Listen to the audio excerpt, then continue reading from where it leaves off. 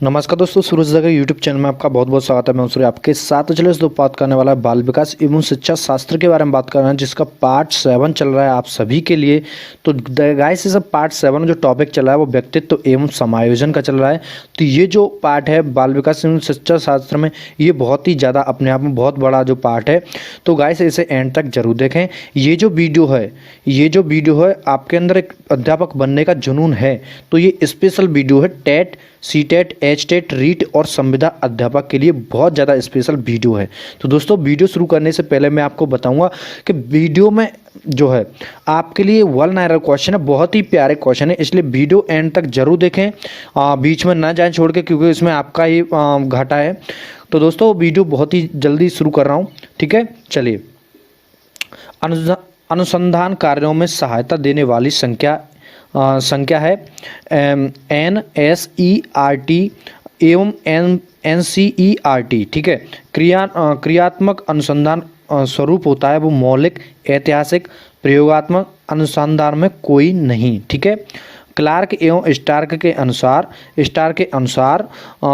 उपचारात्मक शिक्षण है, विशेष शिक्षा होती है, ठीक है। उपचारात्मक शिक्षण की आवश्यकता होती है बालकों में द्वारा निर्धारित लक्ष्य न प्राप्त करने की स्थिति में, किसी विषय में पिछड़ जाने की स्थिति में जो है उपचारात्मक शिक्षण की आवश्यकता होती है। ब्लेयर एवं जॉन्स के अनुसार उपचारात्मक शिक्षण करता है सतर्कतापूर्ण निदान करता है, ठीक है। उपचारात्मक शिक्षण को सर्वोत्तम शिक्षण किस विद्वान ने माना है? तो ब्लेयर एंड जॉन्स ने माना है। उपचारात्मक शिक्षण की व्यवस्था की जाती है, औपचारिक रूप से व्यवस्था की जाती है। उपचारात्मक शिक्षण आधारित होता है, निदानात्मक विधियों पर आधारित होता है, ठीक है। चलिए नेक्स्ट, उपचारात्मक शिक्षण में किया जाता है छात्रों की त्रुटि का निदान, छात्रों की शैक्षिक समस्याओं का निदान किया जाता है। उपचारात्मक शिक्षण का मुख्य उद्देश्य होता है वो अधिगम प्रक्रिया में तनाव एवं संघर्ष को समाप्त करना मुख्य उद्देश्य होता है। उपचारात्मक शिक्षण का प्रमुख जो कार्य है वो अधिगम संबंधी समस्याओं की खोज करना, अधिगम संबंधी समस्याओं का निराकरण करना, ठीक है। उपचारात्मक शिक्षण की आवश्यकता होती है कमजोर एवं मंद बुद्धि छात्रों के लिए इसकी आवश्यकता होती है।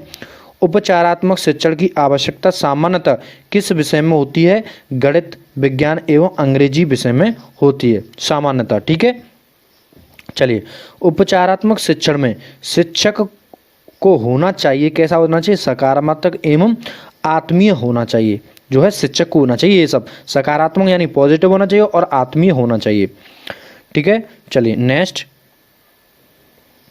उपचारात्मक शिक्षण का प्रमुख उद्देश्य होता है दोषपूर्ण आदतों का उत्तम आदतों में परिवर्तित करना, यानी कि बुरी आदतों का अच्छी आदतों में परिवर्तन करना, ठीक है। उपचारात्मक शिक्षण में कक्ष का वातावरण होना चाहिए, रुचिपूर्ण होना चाहिए और शांतिपूर्ण भी होना चाहिए। शिक्षण अधिगम प्रक्रिया के अनुकूल होना चाहिए, यानी एक अध्यापक के अनुसार होना चाहिए। ये नहीं कि मतलब कोई इंटरेस्ट ही नहीं है किसी चीज़ में और बहुत ज़्यादा शोर हो रहा है क्लास में, ये सब नहीं होना चाहिए। एक वातावरण अनुकूल होना चाहिए, शिक्षण के अनुकूल होना चाहिए, ठीक है। उपचारात्मक शिक्षण की अवधि सामान्य रूप से होनी चाहिए 40 मिनट तक, ठीक है। उपचारात्मक शिक्षण अवधि होनी चाहिए, यानी कि जो पीरियड टाइम लगता है वो 40 मिनट तक आपका होना चाहिए, ठीक है। उपचारात्मक शिक्षक में बालक में प्रमुख रूप से जागृत करना आवश्यक होता है, वो विश्वास जागृत करना आवश्यक होता है। व्यक्तिगत उपचारिक शिक्षण संभव हो सकता है जहाँ छात्र संख्या होती है कम होती है छात्र संख्या, ठीक है। विशेष कक्षाओं का आयोजन स्वरूप है उपचारात्मक शिक्षण का स्वरूप होता है, ठीक है। उपचारात्मक संख्या का स्वरूप होता है। निम्नलिखित में से कौन से कार्य उपचारात्मक शिक्षण से संबंधित हो सकते हैं? वो विशेष कक्षाओं का आयोजन, अतिरिक्त गृह कार्य, अतिरिक्त कक्षा कार्य, ठीक है। ये सब आवश्यक होना चाहिए। मंद बुद्धि बालकों के लिए औपचारिक शिक्षण का उद्देश्य होना चाहिए स्वस्थ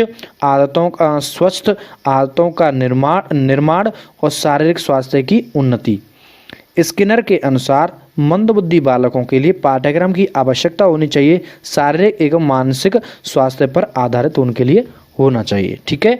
चलिए नेक्स्ट आपसे बात करें नेक्स्ट टॉपिक है इसी पर फ्रेंडसन के अनुसार मंदबुद्धि बालकों को आवश्यकता होती है व्यक्तित्व उपचारात्मक शिक्षण की आवश्यकता होती है, और मंदबुद्धि बालकों को उपचारात्मक शिक्षा प्रदान करते समय कक्षा में छात्रों की संख्या लगभग होनी चाहिए। फ्रेंडसन के अनुसार वो 12 से 15 होने चाहिए लगभग कक्षा में स्टूडेंट्स की संख्या। क्रो एंड क्रो के उपचारात्मक शिक्षण में शिक्षक की भूमिका को स्वीकार किया है, एक्सेप्ट किया गया है, परामर्शता के रूप में उसे जो है अपनाया गया है। उपचारात्मक शिक्षण की अवधारणा का उदय माना जाता है, वो आधुनिक को माना जाता है। उपचारात्मक शिक्षण में छात्रों में प्रमुख रूप से विकसित करना चाहिए आत्मविश्वास को, जो है छात्रों में प्रमुख रूप से विकसित करना चाहिए। उपचारात्मक शिक्षण में संप्रेषण का महत्व माना जाता है, वो छात्रों द्वारा समस्या के प्रस्तुतिकरण के लिए और प्रमापी शिक्षण अधिगम के लिए होता है। उपचारात्मक शिक्षण में बादलों की त्रुटि एवं स्थितियों के ज्ञान के लिए किए जाने वाले परीक्षणों में निहित होनी चाहिए विश्वसनीयता, वैधता, प्रामाणिकता, ये जो होनी चाहिए। हिंदी विषय में उपचारात्मक शिक्षण में उच्चारण के सुधार के लिए प्रयोग किया जाना चाहिए, वो अभ्यास एवं पुनरावृत्ति की जानी चाहिए। निम्नलिखित में से कौन सा तत्व उपचारात्मक शिक्षण को प्रभावी बनाने के लिए संबंधित है? वो संप्रेषण, पृष्ठपोषण तकनीकी का प्रयोग होना चाहिए। ठीक है, तकनीकी का प्रयोग होना चाहिए।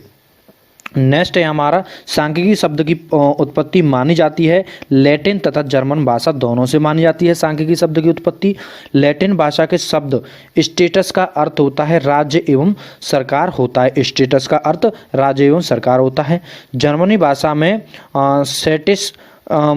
स्टेटिक्स का अर्थ होता है राज्य एवं सरकार होता है। ठीक है, स्टेटिस्टिक्स का जो शब्द होता है जर्मन भाषा में वो राज्य एवं सरकार होता है। सांख्यिकी का प्रयोग संभव है अर्थशास्त्र में, भौतिक शास्त्र एवं मनोविज्ञान में संभव होता है सांख्यिकी का प्रयोग। वर्तमान में सांख्यिकी का कार्यक्षेत्र व्यापक होता है। लेविट के अनुसार सांख्यिकी का कार्य है आंकिक तथ्यों का सारणीकरण एवं वर्गीकरण, घटनाओं की संख्या एवं वर्णन, परस्पर तुलनात्मक अध्ययन, ये जो होता है बहुत ज़्यादा मोस्ट इम्पोर्टेंट होता है। सांख्यिकी को अनुसंधान का उपकरण किस विद्वान ने माना है? तो टाटे ने माना है। निम्नलिखित में कौन सा तथ्य सांख्यिकी से संबंधित है? आंकड़े विश्लेषण एवं संश्लेषण, सारणीयन एवं वर्गीकरण, ये जो होता है वो सांख्यिकी के संबंध में होता है। नेक्स्ट है सांख्यिकी का प्रमुख लाभ है आंकड़ों एवं सरलीकरण, तुलनात्मक अध्ययन और परीक्षणों का निर्माण, ये जो है सांख्यिकी का प्रमुख लाभ है। सांख्यिकी का व्यापक प्रयोग होता है, वो अनुसंधान में होता है।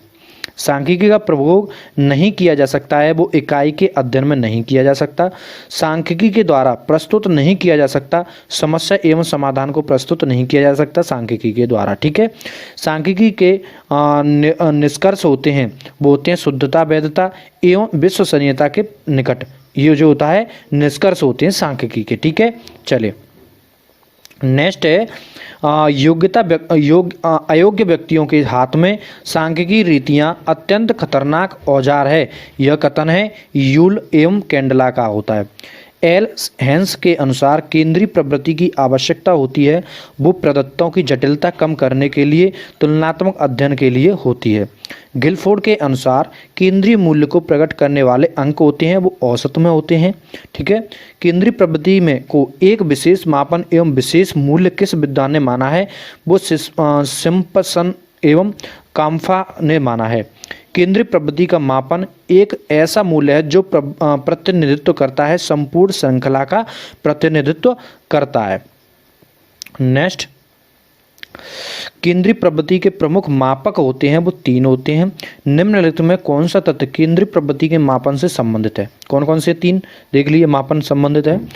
मध्यमान, मध्यांक और बहुलांक, ये तीनों होते हैं केंद्रीय प्रवृत्ति के प्रमुख मापक। ठीक है, मध्यमान एवं एक लब्धि है जो समूह के पदों की संख्या से विभाजित करने पर प्राप्त होती है, यह कथन सिम्पसन का एवं काम्फा का है। ठीक है, गैरेट के माध्यम से माना जाता है। प्राप्तांकों के योग को उसकी संख्या से विभाजित करने पर प्राप्त मूल्य 14, 20, 18, 27, 21 का मध्यमान होगा 20। ठीक है, मध्यमान क्या होगा? 20 होगा।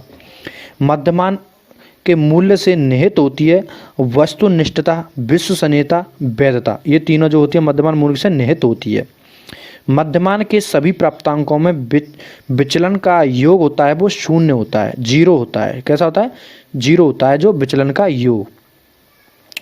मध्यमान से किए गए विचलनों के वर्गों का योग किसी अन्य मूल्य के लिए विचलनों के योग में होता है वो कम होता है।